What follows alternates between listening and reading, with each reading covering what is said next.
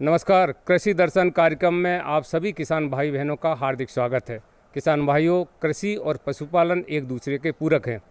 आज हमें दतिया के गांव खरग में और हमारे साथ हैं कृषि विज्ञान केंद्र दतिया के वैज्ञानिक पशुपालन डॉक्टर रूपेश कुमार जी जैन। आपका कार्यक्रम में स्वागत है। धन्यवाद। हमारे साथ हैं जहां हम खड़े हैं यहाँ के किसान और बेहतरीन पशुपालक लखन सिंह जी यादव। आपका भी कार्यक्रम में स्वागत है। सबसे पहले मैं रूपेश कुमार जी से ये जानना चाहूँगा कि कृषि में पशुपालन का क्या महत्व है। दिनेश जी, निश्चित रूप से कृषि और पशुपालन एक दूसरे के पूरक हैं। कृषि के साथ यदि पशुपालन किया जाता है तो हमारे किसानों के लिए ये एक अतिरिक्त आमदनी का साधन बनता है। इसलिए निश्चित रूप से मैं तो यही कहूँगा कि हर किसान को अपनी खेती के साथ साथ छोटे स्तर पर या बड़े स्तर पर जैसे भी उनके पास रकबा है ज़मीन का, उस हिसाब से अपने यहाँ पशुपालन का समावेश करना चाहिए। किसान भाइयों, किसी काम को करने के लिए अच्छा प्रबंधन बहुत ज़रूरी है। अगर हमारे किसान भाई खेतीबाड़ी के साथ साथ पशुपालन का अच्छा प्रबंधन करेंगे तो निश्चित तौर से परिणाम अच्छे आएंगे और लाभ अच्छा मिलेगा। तो सबसे पहले आप प्रबंधन के बारे में बताएं कि जो किसान भाई प्रबंधन कर रहे हैं उन्हें कैसा करना चाहिए। जी दिनेश जी, सभी किसान भाइयों से मैं कहना चाहूँगा कि प्रबंधन किसी भी व्यवसाय का, किसी भी एक सफल व्यवसाय का मूल सूत्र होता है। जहाँ तक पशुपालन में डेयरी प्रबंधन की बात है, डेयरी प्रबंधन की शुरुआत हमारी पशुओं की नस्लों से ही हो जाती है।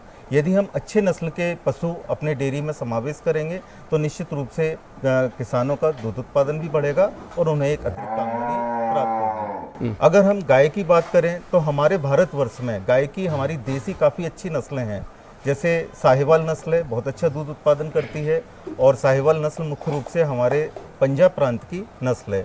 इसी तरह हमारी दूसरी जो नस्ल है गिर नस्ल की गाय है, ये हमारे गुजरात में सबसे ज़्यादा पाई जाती है और गुजरात के में इसका ज़्यादातर किसान लोग इस गिर नस्ल का पालन करते हैं। आजकल भारतवर्ष में लगभग सभी जगह अच्छा दूध पैदा करने के लिए साहिवाल और गिर नस्ल के नस्लें किसान लोग पालते हैं।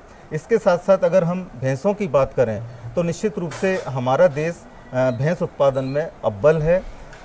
सबसे अच्छी नस्ल, विश्व की सबसे अच्छी नस्ल जिसे हम मुर्रा भैंस के नाम से जानते हैं, वो भी हमारे भारत में मिलती है और पूरे विश्व में सबसे ज़्यादा दूध पैदा करने वाली भैंसों की नस्ल है मुर्रा। इसे हमारे हरियाणा प्रांत की नस्ल है ये, और हरियाणा में इसे काला सोना के नाम से भी जानते हैं। वहाँ बहुत अच्छा दूध उत्पादन मुर्रा नस्ल से होता है।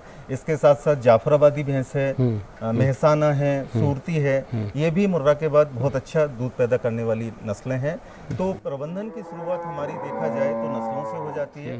किसान भाइयों को चाहिए कि अच्छी नस्ल अपने यहाँ रखकर अच्छे से अच्छा दूध उत्पादन करें, और यदि उनके यहाँ देसी भैंसें हैं या देसी गाय हैं तो किसी भी तरह उनको प्रजनन प्रबंधन इस तरह से करना चाहिए कि उनकी जो देसी भैंस है एक पीढ़ी बाद या दो पीढ़ी बाद उनसे जो हमें बच्चे प्राप्त होते हैं वो अच्छी नस्ल में बदल जाएं। मतलब नस्ल सुधार जिसे हम कहते हैं आजकल, नस्ल सुधार का भी काम हमारे किसान भाइयों को साथ साथ करते रहना है, जिससे कि उनके यहाँ नस्लों की प्रजातियाँ भी बदलें, अच्छी नस्ल तैयार हो किसानों के यहाँ, जिससे दूध उत्पादन उनके यहाँ बढ़ सके। किसान भाइयों, जिस प्रकार हम अपनी खेती में खेत को तैयार करके अच्छे बीज, प्रमाणित बीज और उन्नत किस्म के बीज बोते हैं तो पैदावार भी अच्छी आती है।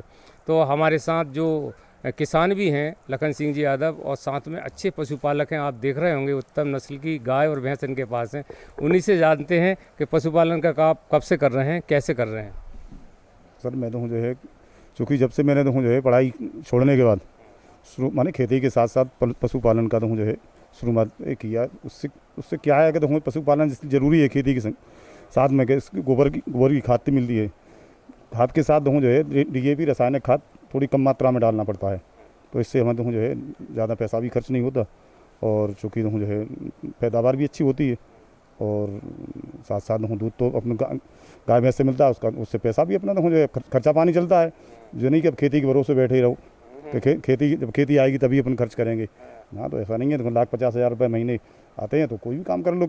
हम बात कर रहे थे किसान भाइयों प्रबंधन का, तो हमारे किसान जो ग्वालियर संभाग में दतिया ज़िला है, यहाँ के किसान कितने जागरूक हैं। वो जानते हैं कि अगर हम पशुपालन का काम करेंगे तो खेती में कम लागत में अधिक उत्पादन होगा और अपने खेतों की जो उर्वरा शक्ति है वो भी बढ़ेगी। आप ये बताएं लखन सिंह जी कि आपके पास किस किस किस्म के पशु हैं और इनकी क्या दुधारू हैं या कुछ कितना दूध देती हैं भैंसें, कितनी गाय दूध देती हैं? सर पहले तो हमारे पास देसी गाय थी, इसके बाद हमने मुझे फिर उसको बीट मुझे देसी से नस्ल चेंज करी, तो साहिवाल भी तैयार हो गई।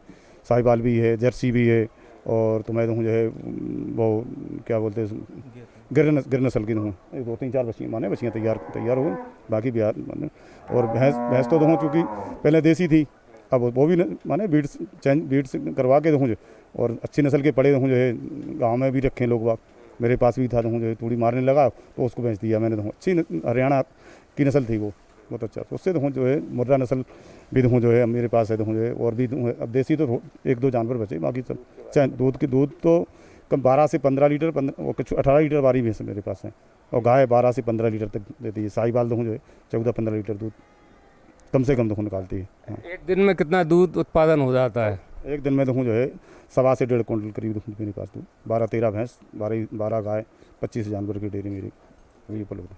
किसान भाइयों 12 से 15 लीटर गाय और भैंस दूध देती हैं इनकी, ऐसा बता रहे हैं लखन सिंह जी यादव। इनसे बाद में पूछेंगे कि क्या भाव बिकता है, कहाँ बेचते हैं और खेती में क्या क्या उत्पादन लेते हैं। अरे सुन तो।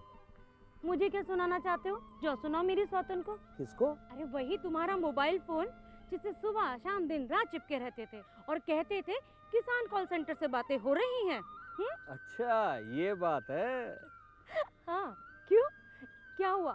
अब बात नहीं होती क्या? अब तो झट से बात हो जाती है। संबंधी समस्याओं का अपनी भाषा में तुरंत हल पाने के लिए पूरे भारत में किसी भी फोन से हेल्पलाइन नंबर पर संपर्क करें। किसानों का दोस्त किसान कॉल सेंटर पर हमारे साथ डॉक्टर साहब हैं, उनसे हम जानना चाहेंगे कि आहार और आवास व्यवस्था कैसी करना चाहिए।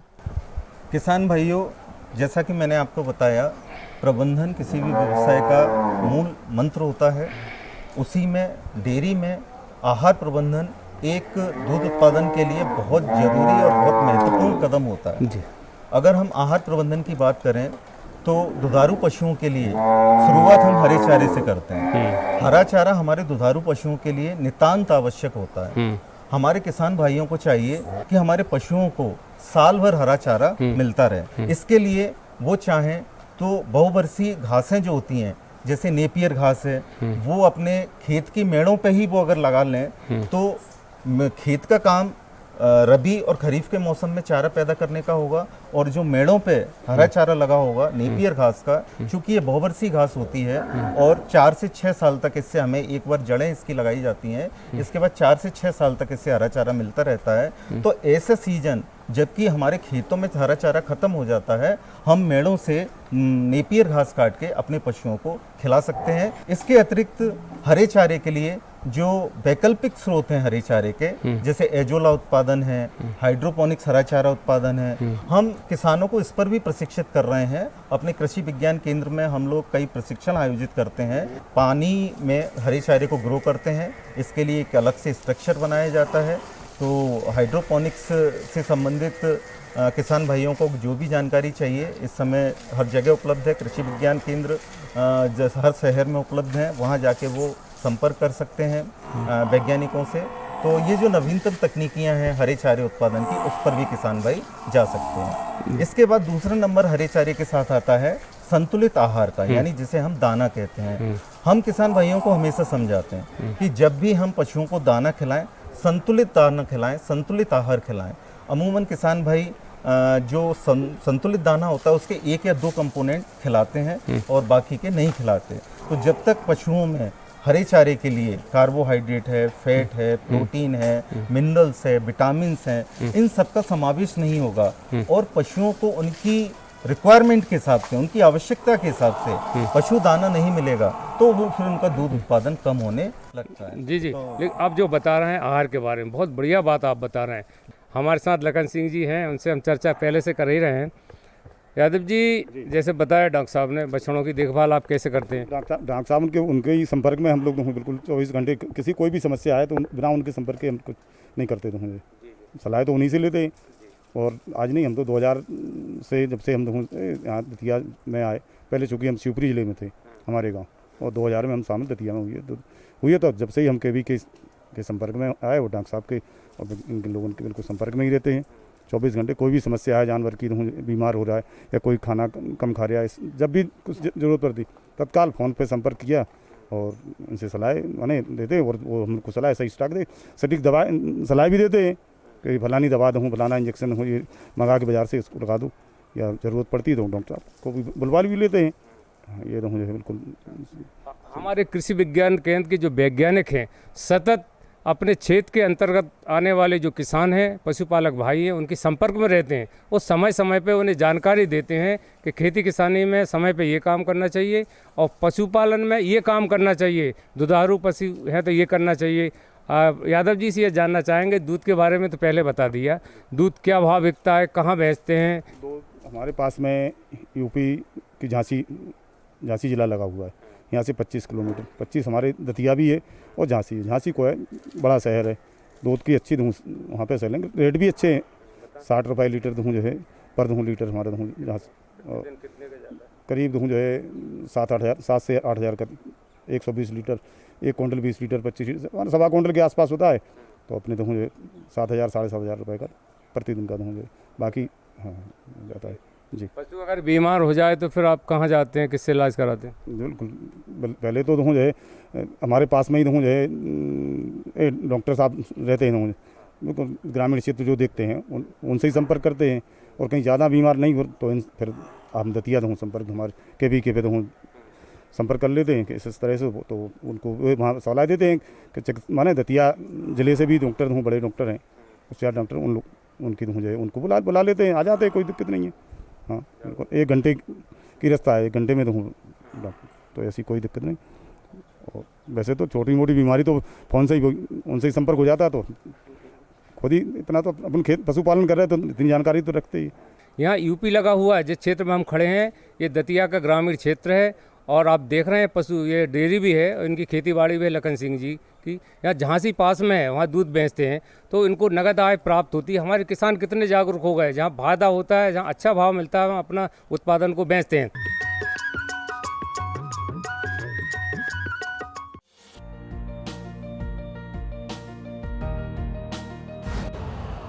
यूरिया का स्वदेशी उत्पादन 70 लाख टन बढ़ाने के लिए 6 उर्वरक संयंत्रों का उद्धार किया जा रहा है। FCIL के गोरखपुर, सिंदरी, तलचर और रामागुंडम संयंत्र, HFCL की बरौनी इकाई और BVFCL की नामरू फोर्थ। सोने पर सुहागा ये है कि देश में अब बनेगा सिर्फ नीम लेपित यूरिया, क्योंकि इससे होगा किसानों का फायदा ही फायदा। अनाज का उत्पादन 10% तक बढ़ेगा, बढ़ेगी 10 से 15% नाइट्रोजन क्षमता।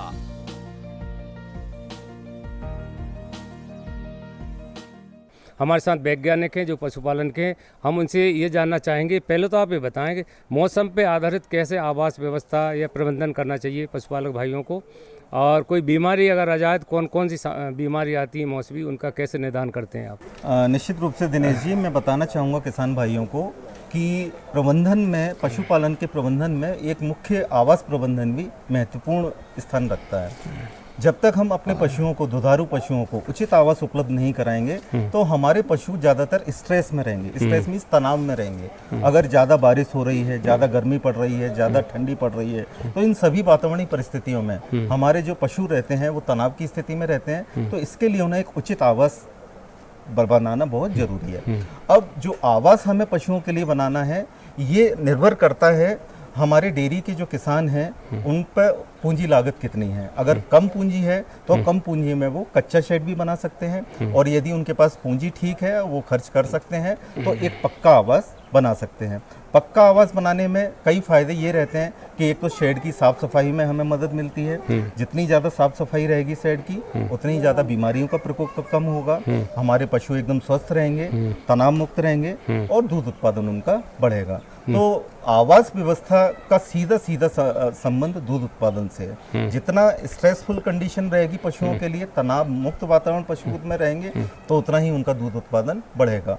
अब ज़्यादातर हमने किसानों के यहाँ देखा है, गांव में जो छोटे किसान हैं, जिनका जो बाड़ा रहता है, उनके बाड़े में गंदगी ज़्यादा रहती है, वहीं जानवर गोबर करता है, वहीं गाय मूत्र करता है, तो वहाँ छोटे छोटे कीड़े पैदा होते हैं, माइक्रो ऑर्गेनिज्म पैदा होते हैं, और ये माइक्रो ऑर्गेनिज्म कई बीमारियां फैलाने का काम करते हैं। और इसमें से ही एक मुख्य जो बीमारी रहती है पशुओं की, जिससे ज़्यादातर किसान अभी तक सफ़र करते आए हैं, वो बीमारी है थनैला रोग की। देखिए, हमारे देसी पशुओं का या हमारे गाय भैंसों का जो मुख्य अंग है जिससे हमें दूध प्राप्त होता है, वो पशुओं का आयन यानी थन होता है। और यदि उसमें थनैला की बीमारी एक बार आ गई तो निश्चित रूप से वो पशु में कहीं ना कहीं दूध उत्पादन की शक्ति घटती है। थनैला की बीमारी का एक मुख्य जो कारण होता है वो रहता है, जब हमारा पशु दूध देने के बाद बैठता है तो दूध देने की जो नली होती है वो लगभग आधे घंटे तक खुली रहती है, और जब पशु बैठ जाता है, उस गंदी स्थान पर बैठ जाता है, तो जो सूक्ष्म जीवाणु होते हैं वो थनों के माध्यम से थन में प्रवेश कर जाते हैं, और फिर वो चूंकि थन के अंदर दूध है, तो दूध माइक्रो ऑर्गेनिज्म की वृद्धि के लिए एक बहुत अच्छा मीडियम होता है। वो जल्दी जल्दी अपनी संख्या, जीवाणु अपनी संख्या, इस तरह से थनैला रोग हो सकता है। तो इसकी पहचान कैसे होती है और क्या उपाय करें पशुपालक भाई? बिल्कुल, आपने सही चीज़ पूछा है ये। देखिए, जब पशु को थनैला रोग हो जाता है तो पहले दिन आप देखेंगे कि जिस थन में थनैला रोग है, उस थन का जो दूध है फटा फटा सा निकलेगा, उसमें चिथड़े नजर आएंगे। अगर हमें ऐसा दूध दिख रहा है तो हमें ये सचेत रहना चाहिए कि कहीं हमारे पशु में थनैला की शुरुआत तो नहीं हो गई। इसके लिए हमें नज़दीकी डॉक्टर से जितनी जल्दी हो उसको अपनी भैंस को दिखाना चाहिए। अगर हमने नहीं दिखाया तो अगले दिन या 1-2 दिन बाद आप देखेंगे कि दूध के साथ उसमें मवाद आना शुरू हो जाता है, पस आना शुरू हो जाता है, और अगर अभी भी हमने नहीं ध्यान दिया तो 2-3 दिन बाद गाय भैंस के दूध से फिर ब्लड भी आने लगता है दूध में। तो ये बीमारी का विस्तार होता है, ऐसे ये बीमारी फैलती है। थन कड़ा होने लगता है, थन में स्वेलिंग आ जाती है। तो ऐसे समय पे हमारे किसान भाइयों को निश्चित पशु चिकित्सक से संपर्क करना चाहिए, और जितनी जल्दी अगर हम इस बीमारी को उपचार शुरू कर देंगे, उतनी जल्दी ये बीमारी हम सही कर लेंगे। और यदि हमने लेट कर दिया तो कई बार हमने ऐसी स्थिति भी देखी है कि पशु का जो आयन है या थन है, वो जिसमें थनैला हुआ है, वो हमेशा के लिए खराब हो गया है। डॉक्टर साहब, कोई अगर स्थानीय कोई उपाय हो इस बीमारी को ठीक करने का, डॉक्टर साहब को बुलाएं, इसके पहले कुछ लेप इत्यादि लगा सकते हैं तो बताएं। इस पर मेरा कहना यही है, किसान भाई अगर जब भी देखते हैं कि थन में स्वेलिंग आ रही है या फटा फटा दूध आ रहा है, तो ये बिल्कुल इंडिकेशन है थनैला की। तो ऐसे समय में किसान भाइयों को अपने यहाँ जो देसी दवाई हैं, जैसे हल्दी का पेस्ट लगा सकते हैं वहाँ, जिससे उसमें इन्फेक्शन कम होने के चांसेस रहते हैं। और इसके साथ साथ जो मार्केट में एंटीसेप्टिक क्रीम आती हैं, लोरेक्जेन है, हीमेक्स है, तो वो अपन लगा के जब तक कि हम डॉक्टर को नहीं बुला रहे तब तक उसमें अपन इससे प्रबंधन कर सकते हैं। और मैं तो इसके प्रबंधन के लिए, देखिए, किसान भाई को यही सलाह दूंगा कि बाड़े में जितनी आप साफ सफाई रखेंगे, आपके पशु उतना ही साफ सुथरा रहेगा। आप दूध निकालते हैं, दूध निकालने से पहले और दूध निकालने के बाद में लाल दवा से अच्छे से, जनरली किसान भाई सादा पानी से थनों को धोते हैं। मेरा कहना है, हमारे लखन भाई को हमने बताया, वो लाल दवा से, पोटेशियम परमैंगनेट की लाल दवा आती है, उस लाल दवा से 1 चुटकी लाल दवा 1 लीटर पानी में घोल बना के थनों को दूध निकालने से पहले और दूध निकालने के बाद में धोएंगे तो किसी भी तरह का इन्फेक्शन नहीं होगा। फिर चाहे भैंस बैठ भी जाती है तो कोई बात नहीं। अच्छा, सबसे बड़ी बात यह है कि साफ सफाई बहुत जरूरी है। किसान भाइयों, पूज बाबू ने भी कहा है कि किसी भी राष्ट्र की प्रगति तभी संभव है तब उस राष्ट्र में रहने वाले लोग स्वच्छता रखें और स्वस्थ रहें। डॉक्टर रूपेश कुमार जी, आपने सही अर्थों में हमारे किसान भाइयों को, पशुपालक भाइयों को सामयिक जानकारी दी। बहुत बहुत धन्यवाद। धन्यवाद किसान। लखन सिंह जी, हम आपके साथ आए, आपके खेत को देखा, आपकी डेयरी को देखा, ऐसा लगता है कि हमारे देश और प्रदेश के किसान निरंतर उन्नति कर रहे हैं और पहले से ही उन्नति करते आए। आपको भी बहुत बहुत धन्यवाद। नमस्कार किसान भाइयों, स्वागत है आपका खबरें खेती की में। चलिए नजर डालते हैं आज के मुख्य समाचारों पर। रबी फसलों के न्यूनतम समर्थन मूल्य घोषित। डिजिटल कृषि से बदलेगी कृषि की तस्वीर। खरीफ दालों की बुआई 7% अधिक। एमएसपी पर सोयाबीन खरीदी उत्सव मनेगा।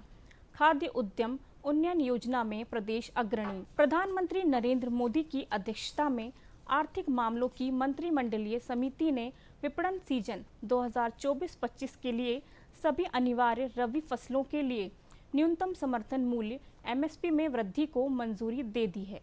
घोषणा के अनुसार गेहूं 2275, जौ 1850, चना 5440, दाल मसूर 6425, रैपसीड एवं सरसों 5650 और कुसुम का 5800 रुपये प्रति क्विंटल समर्थन मूल्य निर्धारित किया गया है। सरकार ने विपणन सीजन 2024-25 के लिए रबी फसलों के एमएसपी में वृद्धि की है ताकि उत्पादकों को उनकी उपज के लिए लाभकारी मूल्य सुनिश्चित किया जा सके। एमएसपी में सबसे ज़्यादा वृद्धि मसूर दाल के लिए 425 रुपये प्रति क्विंटल और इसके बाद रैपसीड एवं सरसों के लिए 200 रुपये प्रति क्विंटल की मंजूरी दी गई है। गेहूं और कुसुम में से प्रत्येक के लिए 150 रुपये प्रति क्विंटल की बढ़ोतरी को मंजूरी दी गई है। जौ और चने के लिए 115 रुपये प्रति क्विंटल और 105 रुपये प्रति क्विंटल की बढ़ोतरी को मंजूरी दी गई है। ICFA और IIT रोपण TIF अवध द्वारा नई दिल्ली में भारत डिजिटल कृषि सम्मेलन 2024 का सह आयोजन किया गया। इस कार्यक्रम में मुख्य अतिथि कृषि एवं किसान कल्याण विभाग के सचिव डॉक्टर देवेश चतुर्वेदी ने डिजिटल कृषि मिशन के महत्व पर प्रकाश डाला। उन्होंने भारतीय कृषि के आधुनिकीकरण के लिए प्रौद्योगिकी और डेटा आधारित समाधानों का लाभ उठाने में मिशन की प्रासंगिकता पर जोर दिया। इस मिशन का उद्देश्य किसानों को वास्तविक समय की जानकारी और सहायता प्रणाली प्रदान करके उन्हें सशक्त बनाना है, जिससे उनको बेहतर निर्णय लेने में मदद मिले और ग्रामीण आजीविका में वृद्धि हो। श्री चतुर्वेदी ने इस बात पर जोर दिया कि डिजिटल कृषि भारत के कृषि परिदृश्य को बदलने में महत्वपूर्ण भूमिका निभाएगी। उपभोक्ता कार्य विभाग की सचिव निधि खरे ने आज रिटेलर्स एसोसिएशन ऑफ इंडिया और प्रमुख संगठित खुदरा श्रृंखलाओं के साथ बैठक की अध्यक्षता की और प्रमुख दालों की कीमतों के परिदृश्य और रुझानों पर चर्चा की। यह बैठक त्योहारी सीजन को देखते हुए समय पर और महत्वपूर्ण है। इस साल खरीफ दालों की बेहतर उपलब्धता और अधिक बुआई क्षेत्र की वजह से हाल के महीनों में अधिकांश दालों की मंडी कीमतों में गिरावट रुक रहा है। उपभोक्ता कार्य विभाग की सचिव ने बताया कि पिछले 3 महीनों के दौरान प्रमुख मंडियों में तुअर और उड़द की कीमतों में औसतन लगभग 10% की गिरावट आई है, लेकिन खुदरा कीमतों में ऐसी कोई गिरावट नहीं देखी गई है। चना के मामले में पिछले 1 महीने में मंडी कीमतों में गिरावट देखी गई है, लेकिन खुदरा कीमतों में वृद्धि जारी है। उन्होंने बताया कि थोक मंडी कीमतों और खुदरा कीमतों के बीच अलग अलग रुझान खुदरा विक्रेताओं बाजार से निकाले जा रहे हैं, अनुचित मार्जिन का संकेत देते हैं। इन रुझानों पर बारीकी से नज़र रखी जा रही है और अगर यह अंतर बढ़ता हुआ पाया जाता है तो आवश्यक उपाय शुरू करने होंगे। इस बैठक में RAI के अधिकारियों और रिलायंस रिटेल लिमिटेड, विशाल मार्ट, डी मार्ट, स्पेंसर और मोर रिटेल के प्रतिनिधियों ने भाग लिया। मुख्यमंत्री डॉक्टर मोहन यादव ने कहा कि किसानों के हित में सरकार ने अनेक महत्वपूर्ण निर्णय लिए हैं। समर्थन मूल्य पर सोयाबीन की खरीदी का उत्सव गोवर्धन पूजा के साथ पूरे प्रदेश में मनाया जाएगा। साथ ही जनप्रतिनिधियों और किसानों की उपस्थिति में कृषक कल्याण के फैसलों और किसानों के लिए लाभकारी योजनाओं की जानकारी भी दी जाएगी। डॉक्टर यादव ने समत्व भवन मुख्यमंत्री निवास में भारतीय किसान संघ के पदाधिकारियों के साथ चर्चा की। मुख्यमंत्री ने कहा कि किसानों के कल्याण के लिए सरकार पूर्ण सजग है। किसान हितैषी फैसले निरंतर लिए जाएंगे। साथ ही किसानों के साथ नियमित संवाद भी होता रहेगा। डॉक्टर यादव ने कहा कि भारतीय किसान संघ के विभिन्न सुझावों पर राज्य सरकार आवश्यक कदम उठाएगी। उद्यानिकी एवं खाद्य प्रसंस्करण मंत्री श्री नारायण सिंह कुशवाहा ने कहा कि प्रधानमंत्री सूक्ष्म खाद्य उद्यम उन्नयन योजना के क्रियान्वयन में मध्य प्रदेश देश में अग्रणी राज्यों में है। प्रदेश के इस उपलब्धि के दृष्टिगत केंद्र सरकार द्वारा मध्य प्रदेश में प्रधानमंत्री सूक्ष्म खाद्य उद्यम उन्नयन योजना की अवधि 1 वर्ष बढ़ाई गई है। श्री कुशवाहा ने केंद्र सरकार के इस निर्णय पर प्रधानमंत्री नरेंद्र मोदी और केंद्रीय खाद्य प्रसंस्करण मंत्री श्री चिराग पासवान के प्रति आभार व्यक्त किया है। प्रमुख सचिव उद्यानिकी श्री अनुपम राजन ने बताया कि प्रधानमंत्री सूक्ष्म खाद्य उद्यम उन्नयन योजना के क्रियान्वयन में मध्य प्रदेश के शानदार प्रदर्शन को देखते हुए केंद्रीय खाद्य प्रसंस्करण मंत्रालय द्वारा मध्य प्रदेश में योजना के क्रियान्वयन अवधि को 31 मार्च 2026 तक बढ़ा दिया गया है। तो किसान भाइयों, खबरें खेती की में आज बस इतना ही। दीजिए अनुमति। नमस्कार।